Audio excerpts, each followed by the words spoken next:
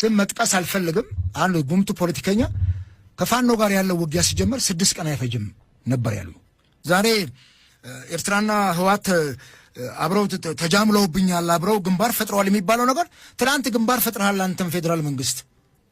የአማራ ክልል አሁን ከፋኖ ጋር የሚደረገው ውጊያ ምን በለው ጦርነት ግጭትም እናሳንሰውም ከፍ እናድርገው፣ ግን ችግሩ ችግር ነው። ስለዚህ ይሄን ችግር ለመፍታት መንግስት መደራደር መቻል አለበት። መከላከያ ሰራዊቱ ለአገር ዋልታና መከታ የሚሆን መከላከያ ሰራዊት በቅርበት የሚደረግ ውጊያ ላይ ሲያልቅና ሲንከራተት ስናይ ታያለሻል። ፌስቡክ ላይ ኢታማጆር ሹሙ ፋኖ ወዮልሽ መሳሪያ የደበቅሽውን ብቅ ብቅ እያደረግሽ ነው ብታስረክብ ይሻላል። ዛሬ በሚዲያ መልእክት ነው የሚያስረክቡን። ማን ሞኝ ያለ እጁ ላይ ያለው ነገር የሚያስረክብሽ ተነስቶ ትጥቅ ይፍታ የህወሓት ቡድን ሲባል ትጥቅ ፈቷል ብለው ወንጋራና ወልጋዳ መትረየስና አሮጌ ክላሽ አሳይተውን በኢትዮጵያ ቴሌቪዥን ተፈቷል አሉ።